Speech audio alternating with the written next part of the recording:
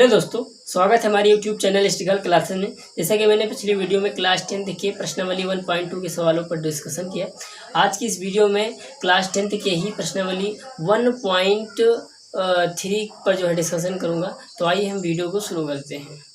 प्रश्नावली 1.3 का पहला क्वेश्चन दिया गया है कि सिद्ध कीजिए √5 एक अपरिमेय संख्या है। तो आइए इस क्वेश्चन को हम कैसे सॉल्व करते हैं और कैसे सिद्ध करते हैं कि जो है √5 एक अपरिमेय संख्या है। तो हम क्या करेंगे, सबसे पहले कि जो √5 दिया गया है अपरिमेय संख्या, जो कि हम उसी के विपरीत मान लेते हैं कि जो है ये परिमेय संख्या है। ये कल्पना करते हैं कि जो है √5 एक जो है परिमेय संख्या है। तो आइए हम क्या करते हैं, √5 को मान लेते हैं कि जो है परिमेय संख्या है। माना √5 एक परिमेय संख्या है। हमने क्या किया, √5 को जो है एक परिमेय संख्या मान लिया। और एक बात और मान लिया कि माना √5 इक्वल टू a/b। भैया चूंकि हमें पता है कि √5 एक अपरिमेय संख्या है, इसीलिए जब हम √5 जब कोई अपरिमेय संख्या होती है तो उसे जो हम a/b के रूप में लिख सकते हैं, जहाँ b इक्वल टू नॉट 0 होना चाहिए, और a और b क्या है, पूर्ण संख्याएं हैं। क्लियर है, पूर्ण संख्याएं हैं। ठीक है, तो हमने यहाँ पर क्या किया कि जो है √5 जो दिया गया था उसको हमने क्या किया कि जो है a/b के रूप में लिख लिया, जो कि b इक्वल टू नॉट 0 है, और a और b जहाँ जो है पूर्णांक है या पूर्ण संख्याएं हैं। और इसमें हम बात क्या मानते हैं कि जिनका मतलब इन सभी का मतलब इनके लिए बात हो रही। क्लियर, a/b के लिए हम बात कर रहे हैं कि जिनका एक के अतिरिक्त एक के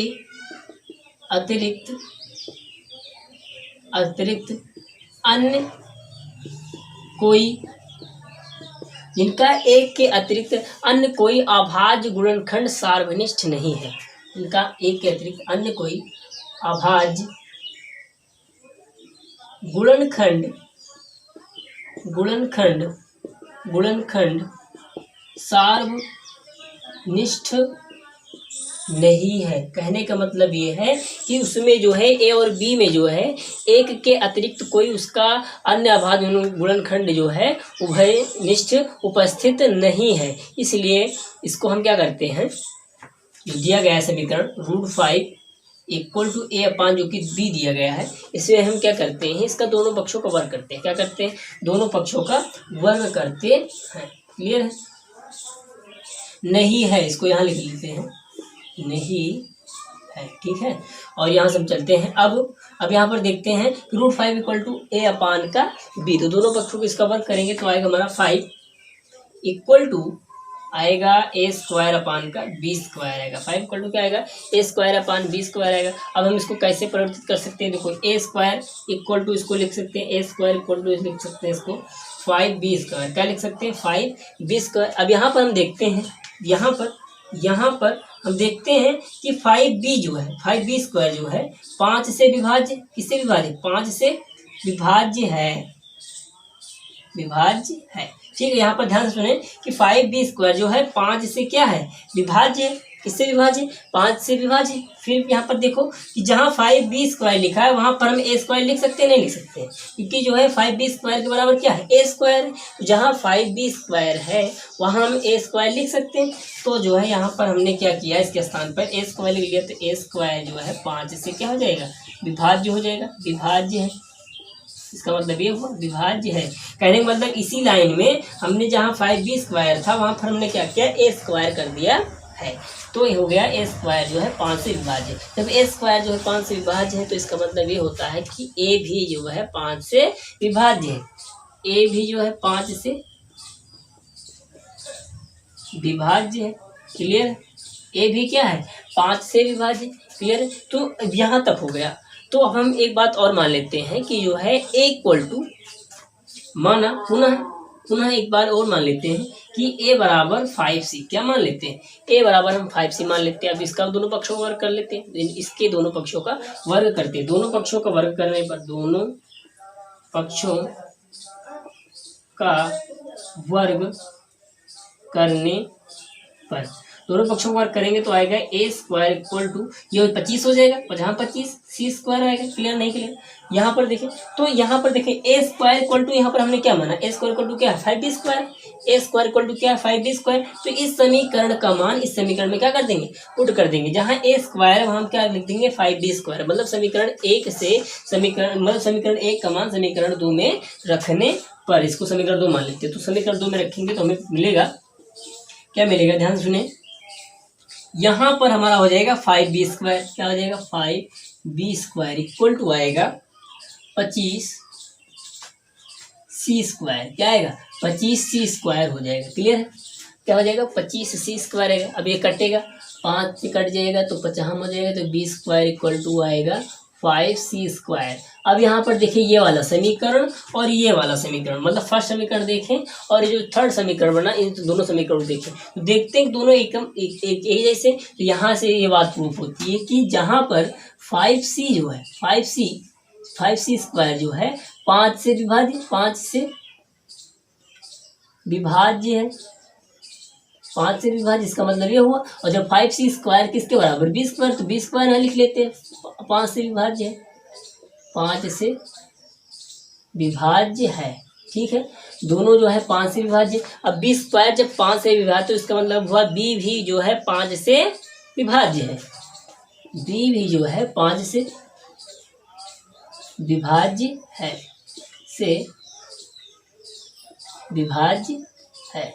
यहाँ पर हम क्या देखते हैं, अतः क्या देखते हैं कि जो है हमने पूर्व कथन में कहा था कि एक के अतिरिक्त अन्य कोई उभयनिष्ठ गुणनखंड नहीं है, लेकिन यहाँ पर देखते हैं a और b में हमें कॉमन मिल रहा है 5, क्योंकि 5 यहाँ भी विभाजित कर रहा है, a को भी विभाजित कर रहा है। ठीक है, a को भी क्या कर रहा है, विभाजित कर रहा है। ये वाली लाइन देखो और ये वाली लाइन मेरे देखो कि जो है b जो है 5 से विभाजित हो रहा है। यहाँ पर देखें a भी जो है 5 विभाजित हो रहा है, वहाँ b से भी तो 5 विभाजित हो रहा है। कहने का मतलब ये है कि हम कह सकते हैं कि 5 में जो है 5 जो है a और b का जो है सार्वनिष्ठ अभाज्य गुणनखंड है। क्या है, 5 जो है a और b का सार्वनिष्ठ,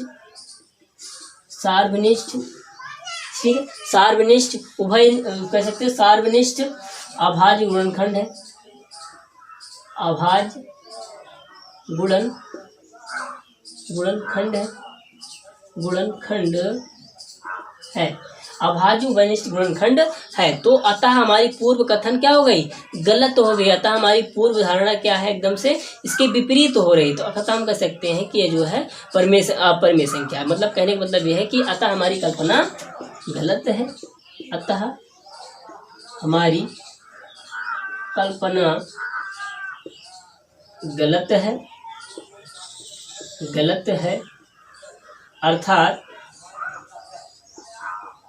अर्थात हम कह सकते हैं कि रूट फाइव एक अपरिमेय संख्या है, अपरिमेय संख्या है। इस प्रकार से हमने जो है इसको जो है सिद्ध किया। आइए हम इसको पुनः एक बार समझने की कोशिश करते हैं और पुनः एक बार देखते हैं। देखो हमने सबसे पहले क्या किया है कि रूट 5 को परमेय संख्या मान लिया, दिया गया था अपरिमेय, लेकिन हमने क्या किया, इसको परमेय संख्या मान लिया। रूट 5 एक परमेय संख्या है, हमने जो है क्या कर लिया, इसको मान लिया। एक बात और मान लिया, जब ये परमेय संख्या है तो इसे हम जो है a/b के रूप में लिख सकते हैं। तो इसको हमने क्या किया, a/b के रूप में जो है कन्वर्ट कर लिया। तो इसको 5 मतलब रूट 5 इक्वल टू क्या कर लिया, हमने a/b के रूप में ले लिया, जहाँ b इक्वल टू नॉट 0 होना चाहिए और a और b जो है कोई पूर्णांक होना चाहिए। तो ठीक है, जिनका अब यहाँ पर माना क्या, हमें मेन क्या माना गया, यहाँ पर माना गया है कि जिनका एक के अतिरिक्त अन्य कोई उभयनिष्ठ अभाज्य गुणनखंड नहीं है। कहने मतलब यहाँ पर हम मान लिए हैं कि एक के अतिरिक्त अन्य कोई अभाज्य गुणनखंड सार्वनिष्ठ नहीं या उभयनिष्ठ नहीं है। तो इस अब ये कथन को हमने जो है दिमाग में बसा लिया। ठीक है, तो क्या करते हैं कि जो रूट 5b लिखा है, root 5 equal to a upon b लिखा हुआ है, तो इसका दोनों पक्षों को करते हैं तो हमें मिलता है 5 equal to a square upon का बी स्क्वायर मिलता है। तो अभी दोनों पक्षों को करने के बाद इसको व्यवस्थित करते हैं तो मिलता है ए स्क्वायर इक्वल टू जो है A square equal to 5b square मिलता है। क्या मिलता है? 5b स्क्वायर मिलता है। अब यहाँ पर देखें तो 5b स्क्वायर जो है 5 से क्या है? विभाज्य। ध्यान सुने, 5b स्क्वायर किससे विभाज्य? 5 से विभाज्य। और 5b स्क्वायर किसके बराबर? ए स्क्वायर के। तो हमने ए स्क्वायर यहाँ पर लिख दिया, तो ए स्क्वायर भी जो 5 से विभाज्य है। जब ए स्क्वायर 5 से विभाज्य है तो इसका मतलब हुआ कि ए जो है 5 से विभाज्य है। अब दोबारा हम क्या करते हैं, मान लेते हैं ए बराबर 5 से। तो अब ए बराबर 5 से मानकर हम समीकरण फर्स्ट में क्या कर देते हैं? पुट कर देते हैं। जब समीकरण मतलब जो पुट कर देते हैं तो हमें प्राप्त होता है ए स्क्वायर इक्वल टू, मतलब इसके पहले दोनों पक्षों पर कर लेंगे, तब हम जो है इसका मान ए स्क्वायर का मान जो है इसमें क्या करेंगे? पुट करेंगे। ठीक है, तो हमें प्राप्त होगा 5b square equal to 25c square. क्या मिलेगा? 5b square equal to 25c square मिलेगा। तो हो जाएगा b square equal to 5c square होगा। तो इसके अनुसार देखें तो 5c स्क्वायर जो 5 से विभाज्य, फिर जो है जहाँ 5c स्क्वायर वहाँ b स्क्वायर लिख सकते हैं, तो इसके स्थान पर हमने जो है b स्क्वायर कर लिया है। तो हो जाएगा b स्क्वायर जो 5 से विभाज्य, उसका मतलब ये हुआ कि b जो है 5 से विभाज्य। तो यहाँ पर देखते हैं कि a जो है 5 से विभाज्य है और b भी जो है किससे विभाज्य? 5 से विभाज्य है। तो कहने का मतलब अतः 5a जो है दिया गया है, अतः 5 जो है a और b का सार्वनिष्ठ अभाज्य गुणनखंड है, क्योंकि ये बात गलत है। ऐसा हमने जो है कहा था कि एक के अतिरिक्त अन्य कोई उभयनिष्ठ गुणनखंड है ही नहीं, लेकिन यहाँ पर 5 हमें जो है कॉमन दोनों में मिल रहा है। तो ये हमारी कल्पना क्या हो गई? गलत हो गई, अर्थात √5 एक जो है परमेय संख्या है। तो दूसरा प्रश्न दिया गया है कि सिद्ध कीजिए 3 + 2√5 एक अपरमेय संख्या है। तो आइए हम इसको जो है सिद्ध करते हैं। तो जो दिया गया है उसी के अपोजिट में मान लेते हैं कि 3 + 2√5 एक परमेय संख्या है। क्या मानेंगे? माना 3 + 2√5 एक परमीय संख्या। क्या है? परमीय संख्या है। हम क्या मान लेते हैं कि जो है एक जो है ये परमेय संख्या है। सबसे पहले हम क्या मान लेते हैं कि 3 + 2√5 एक परमेय संख्या है। और इसी में एक चीज़ और मान लेते हैं कि अतः हम इसे क्या कर सकते हैं कि 3 + 2√5 अपान मतलब जो है 3 + 2√5 को a अपान b के रूप का लिखा जा सकता है। जब भैया जो है एक परमेय संख्या तो a अपान b के हम इसको लिख सकते हैं। तो जहाँ b equal to not zero है, b equal to not zero क्योंकि परमेय संख्या है, तो क्या हो जाएगा हमारा? जहाँ और a और b पूर्ण संख्याएं हैं। क्या है? पूर्ण संख्याएं हैं। जहाँ जो है a और b अब जो है पूर्ण संख्याएं हैं।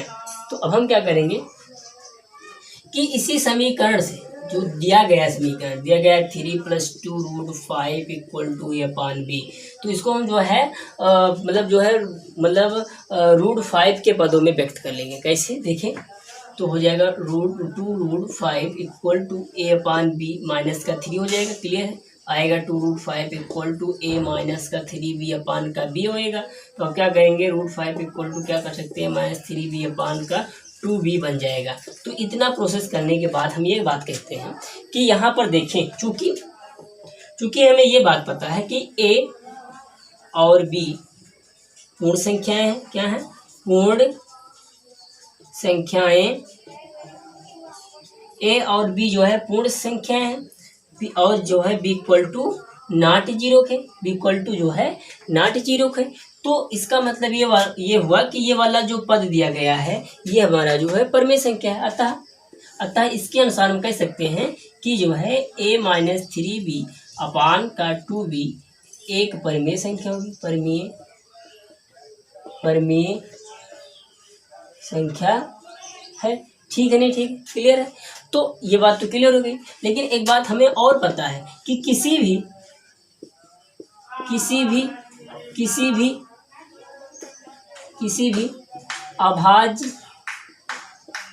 अभाज्य संख्या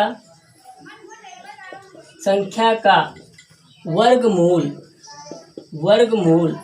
ठीक है, सदैव अपरिमेय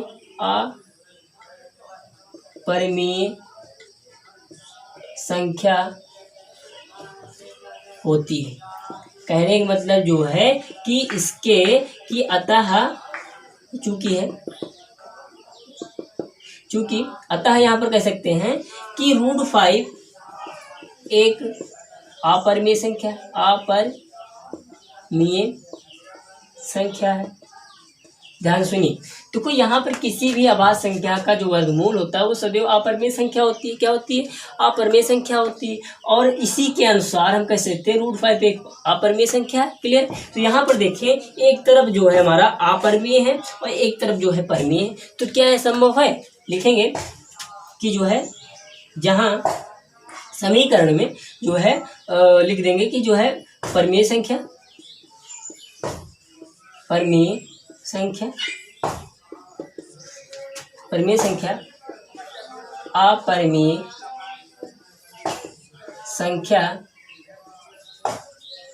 संख्या के बराबर है। यहाँ पर लिखेंगे अर्थात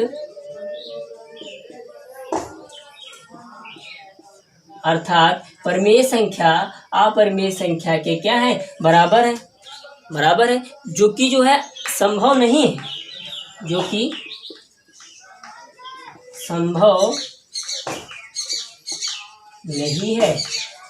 क्योंकि यह बात जो है संभव नहीं है कि जो परिमेय संख्या हो वह अपरिमेय संख्या के बराबर हो जाए। तो यह जो हमारी पूर्व कथन है कि जो ये परिमेय संख्या है, ये जो है हमारी बिल्कुल गलत है। हमारी पूर्व कथन क्या कह सकते हैं, हमारी कल्पना वो गलत है। अतः हमारी पूर्व कल्पना गलत है। इसलिए भैया 3 + 2 √5 एक अपरिमेय संख्या होगी। अपरिमेय संख्या होगी। इस प्रकार से हमने जो है इसको सिद्ध किया। ठीक है। तीसरा प्रश्न दिया गया है कि सिद्ध कीजिए निम्नलिखित संख्याएं अपरिमेय संख्याएं हैं, जिसमें से पहला दिया गया है 1/√2। क्या दिया गया है? 1/√2। तो हम क्या करते हैं, 1/√2 को अपरिमेय न मानकर परिमेय संख्या मान लेते हैं। क्या मान लेते हैं? परिमेय संख्या मान लेते हैं। तो दिया गया है, सबसे पहला हम करेंगे, पहला दिया है मान लेते हैं कि 1/√2 एक जो है परिमेय संख्या। क्या है? परिमेय संख्या है। जब परिमेय संख्या है तो इसका मतलब इसे जो हम 1/√2 को जो है a/b के रूप में क्या कर सकते हैं, लिख सकते हैं कि माना। अतः इसीलिए हम इसको क्या मान लेते हैं, 1/√2 को क्या मान लेते हैं, a/b मान लेते हैं, जहाँ b = ≠0 और a और b जो है पूर्ण संख्याएं हैं। क्या है? पूर्ण संख्याएं हैं। यहाँ पर हम क्या करते हैं कि मान लेते हैं, माना 1/√2 एक जो है परिमेय संख्या है, इसीलिए हम मान लेते हैं पुनः 1/√2 = a/b के रूप में लिख सकते हैं, जहाँ जो है b = ≠0 और a और b जो है पूर्ण संख्याएं हैं। तो यहाँ पर हम क्या करते हैं, इस समीकरण के अनुसार, तो इस समीकरण में हम क्या करेंगे, देखो ध्यान से, इसका गुणा इनसे करेंगे, इनका गुणा इनसे करा देंगे, ये हो जाएगा हमारा। या फिर इसको जो है पलट देते हैं तो हमें प्राप्त होता है b/a = √2। ध्यान सुने, क्योंकि ये जो ऊपर जाएगा तो ये भी जो है नीचे है, ये वाला ऊपर जाएगा तो b/a = क्या हो जाएगा, √2 हो जाएगा। क्लियर है? यहाँ पर देखें b/a, क्योंकि हम यहाँ पर मान चुके हैं ये बात को, तो b = a जो है हमारी एक परिमेय संख्या हो जाएगी। क्या हो जाएगी? परिमेय संख्या। लेकिन इससे पहले हम लिख लेते हैं कि लिख लेते हैं कि a और b एक पूर्ण संख्याएं हैं और b = ≠0 के। a और b जो है एक जो है पूर्ण संख्याएं हैं और बी इक्वल टू क्या है, नॉट जीरो की है, तो ये जो है ए अपान बी, अतः ए अपान बी जो है, या बी अपान ए भी कह सकते हो, बी अपान ए जो है एक जो है परिमेय संख्या होगी, क्या होगी, परिमेय संख्या होगी। क्लियर है, बी अपान ए जो है एक क्या होगी, परिमेय संख्या होगी। तो अब हम क्या करेंगे, यहाँ पर देखते हैं रूट टू, तो रूट टू जो है एक प्रकार से देखें तो रूट टू भी हमारा एक जो है अपरिमेय संख्या है। रूट टू एक अपरिमेय संख्या है, अपरिमेय संख्या है, ठीक है। क्योंकि यहाँ पे लिख लेना, क्योंकि ब्रैकेट में लिखेंगे, क्योंकि किसी भी अभाज्य संख्या का वर्गमूल सदैव अपरिमेय होता है। क्या होता है, अपरिमेय होता है। ध्यान से सुनिए, तो यहाँ पर क्या होगा, जब सदैव जो है आप किसी भी अभाज्य संख्या का वर्गमूल जो है सदैव अपरिमेय होता है, तो यहाँ पर ये बात क्लियर हो रही है कि ये जो है हमारी जो है अपरिमेय संख्या है, ये अपरिमेय है और ये वाला क्या है, परिमेय है। तो यहाँ पर देखिए इस समीकरण को नजर दिखाते हैं, तो ये वाला इधर का परिमेय संख्या हो गई, क्या हो गई, ये परिमेय हो गया, और इधर वाला क्या हो गया, अपरिमेय। तो ये दोनों पक्ष बराबर नहीं हो सकते। लिखते हैं यहाँ पर परिमेय संख्या और अपरिमेय संख्या दोनों बराबर हैं, दोनों बराबर हैं, जो कि संभव नहीं है, जो कि संभव नहीं। यहाँ पर हम क्या देखते हैं कि परिमेय संख्या और अपरिमेय संख्या दोनों क्या हैं, बराबर हैं, जो कि संभव नहीं होता कि परिमेय संख्या जो है अपरिमेय संख्या के बराबर हो जाए। अतः हमारी कल्पना गलत है, अतः हमारी कल्पना गलत है, तो हमारी कल्पना क्या है, गलत है। इसलिए अर्थात कह सकते हैं कि जो है 1/√2 एक अपरिमेय संख्या है। क्या है, अपरिमेय संख्या है, अपरिमेय संख्या है। तो यहाँ पर हमने सिद्ध कर दिया कि 1/√2 जो है एक अपरिमेय संख्या है। क्वेश्चन नंबर तीसरे का दूसरा दिया गया है 7√5। तो 7√5 को भी हम जो है परिमेय संख्या मानेंगे, क्योंकि ये अपरिमेय, लेकिन अपरिमेय सिद्ध करने के लिए जो है हमें परिमेय संख्या मानना पड़ेगा। तो हम क्या करेंगे कि माना माना 7√5 एक परिमेय संख्या है, परिमेय संख्या है। मान लेते हैं कि मतलब जो है 7√5 एक जो है अपरिमेय, मतलब जो है परिमेय संख्या है, हमें जो है मान लेते हैं। तो यहाँ पर हम क्या करते हैं, जब मान लेते हैं तो a/b के रूप में से लिख सकते हैं। अतः मान ले, पुनः एक बार मानते हैं कि माना 7√5 इक्वल टू a/b, जहाँ जो है b equal to not zero और a और b जो है पूर्ण संख्या है या पूर्णांक है, ठीक है, पूर्णांक है। क्लियर है, a और b जो है कोई एक पूर्णांक है। क्लियर है, तो यहाँ पर हम क्या करेंगे कि a वाले समीकरण को हम क्या करेंगे, √5 के पद में लिख लेंगे, a/, का 7 भी हो जाएगा। अब आप समझ चुके होंगे कि हम क्या कर रहे हैं कि रूट मतलब जो अपरिमेय संख्या होती है उसको एक साइड कर लो, और जो परिमेय बचे उसको जो है एक साइड में कर लिया जाता है। ठीक है, तो अब हम यहाँ क्या करेंगे, देखते हैं कि चूंकि हमें पता है क्या पता है कि a और b जो है क्या है, पूर्णांक है। क्या है, पूर्णांक है। और b इक्वल टू क्या है, नॉट जीरो के, b equal to not zero के। अतः हम कह सकते हैं, क्या कह सकते हैं कि a upon b, a upon 7b एक जो है परमेय संख्या है, क्या है, परमेय संख्या है, ठीक है, एक जो है परमेय संख्या है, क्लियर है। और रूट फाइव एक जो है क्या है, अपरमेय संख्या, अपरमेय है, ठीक है, संख्या है, लिख लेना संख्या है। तो ये क्यों लिख लेंगे, क्योंकि किसी भी अभाज्य संख्या का वर्गमूल सदैव अपरमेय संख्या होती है। किसी भी अभाज्य संख्या का वर्गमूल सदैव अपरमेय होती है।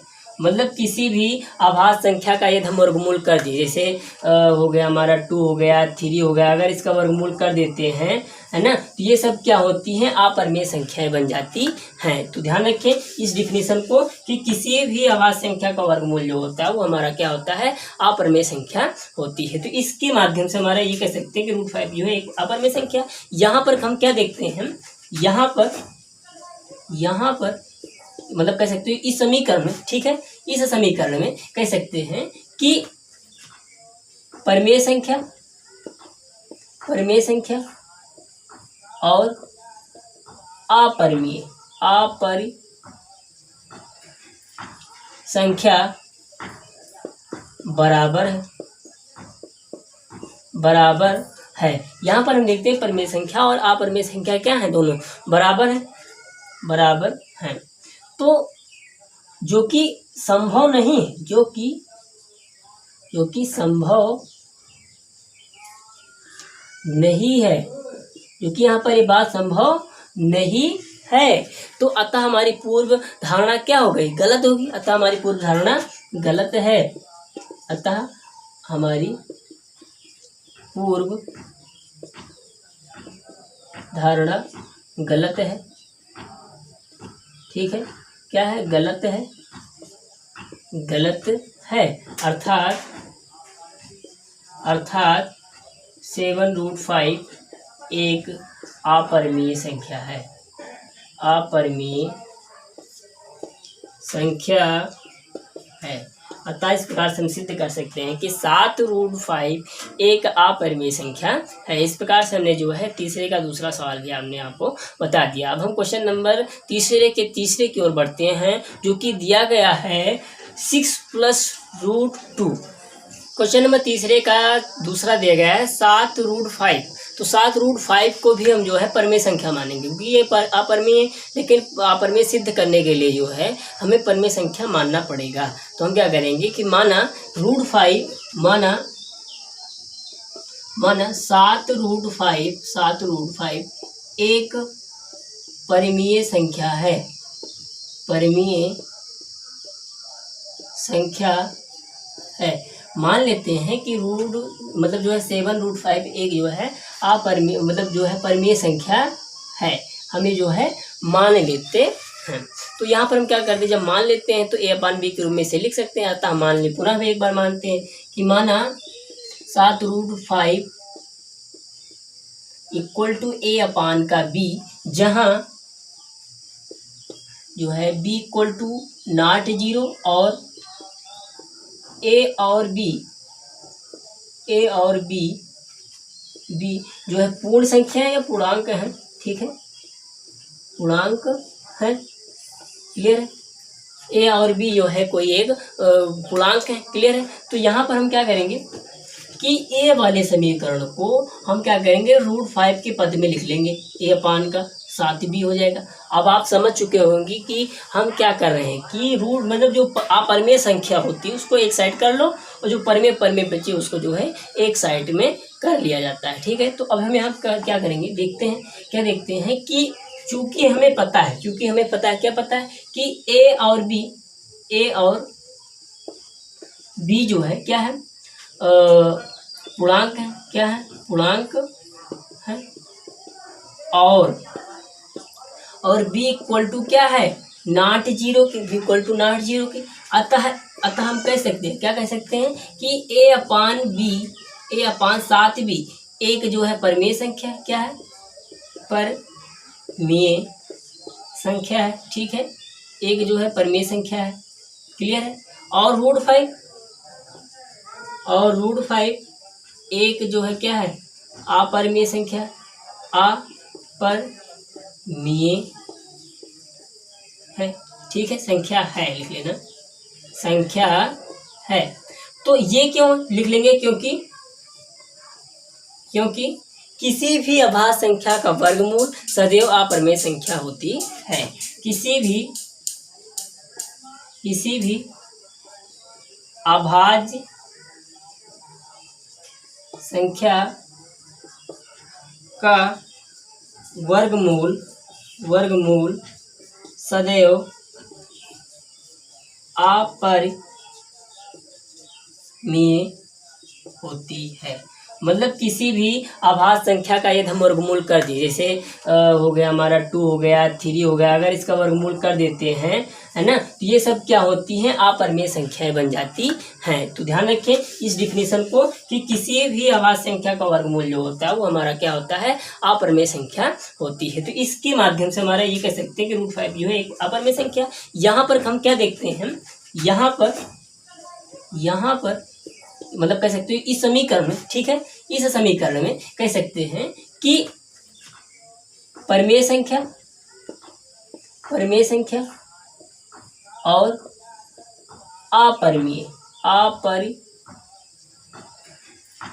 संख्या बराबर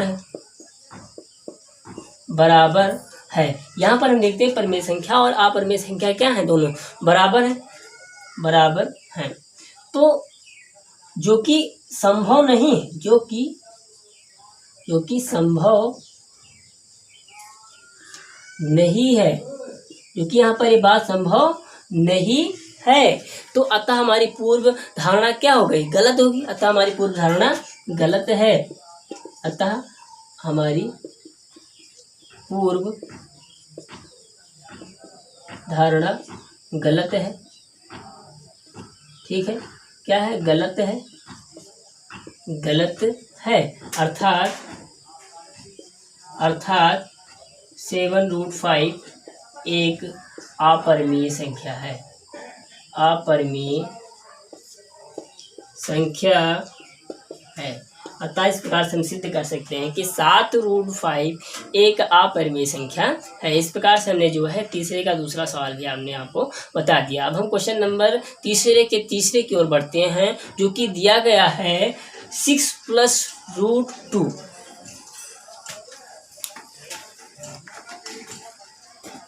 तो क्वेश्चन दिया गया है कि सिद्ध कीजिए कि 6 + √2 जो है एक जो है अपरिमेय संख्या है। तो आइए हम इसको क्या करते हैं, इसी के विपरीत मान लेते हैं कि 6 + √2 एक परिमेय संख्या है। हम क्या मानते हैं, इसके विपरीत मानते हैं कि माना 6 + √2 एक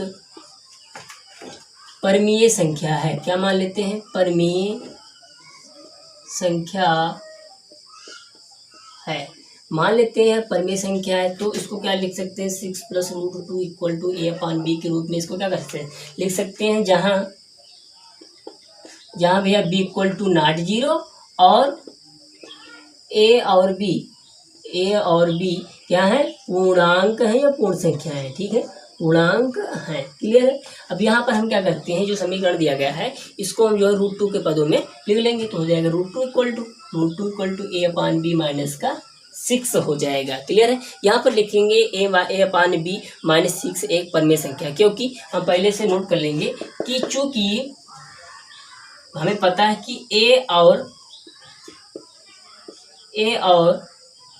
b क्या है, पूर्णांक है, क्या है, पूर्णांक है। और क्या भाई, b = नॉट जीरो के है, ठीक है, b = नॉट जीरो के। अतः a/b - 6 एक परमीय संख्या है। क्या है? परमीय संख्या है। ठीक है, क्लियर है। और क्या यहाँ पर देखते हैं, √2 एक अपरिमेय संख्या, अपरिमेय संख्या है। अब यहाँ पर देखते हैं कि और √2 एक जो है अपरिमेय संख्या है। तो इसमें क्योंकि लिखेंगे क्योंकि किसी भी अभाज्य संख्या का वर्गमूल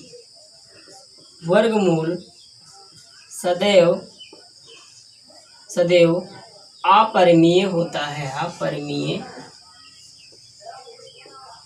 होता है। ध्यान रखें कि किसी भी मतलब जो है अभाज्य संख्या का वर्गमूल सदैव अपरिमेय होता है, इसलिए जो है √2 एक जो है अपरिमेय संख्या होगी। क्लियर है। तो यहाँ पर देखते हैं जहाँ पर हमें प्राप्त होता है, अब क्या प्राप्त हुआ कि जो है परिमेय संख्या और अपरिमेय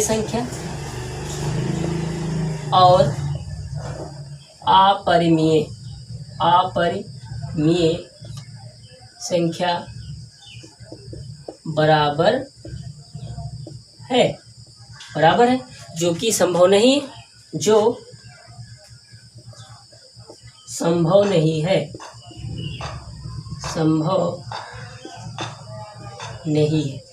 क्या नहीं है? संभव नहीं है। अतः हमारी पूर्व धारणा क्या है? पूर्व धारणा की विपरीत है। अतः यह हमारे पूर्व धारणा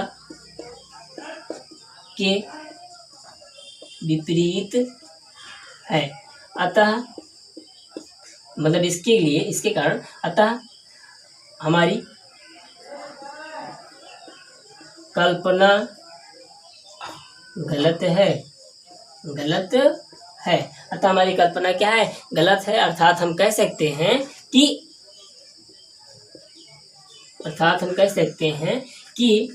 6 + √2 एक अपरिमेय संख्या है। क्या है? अपरिमेय संख्या है। अतः हम कह सकते हैं कि 6 + √2 एक जो है अपरिमेय संख्या है। इस प्रकार से हमने जो इसको जो है सिद्ध किया। आइए हम बढ़ते हैं। इस प्रकार से हमने जो इसको जो है सिद्ध किया और आज की वीडियो यहीं पर समाप्त होता है। मिलेंगे नेक्स्ट वीडियो में, तब तक के लिए जय हिंद।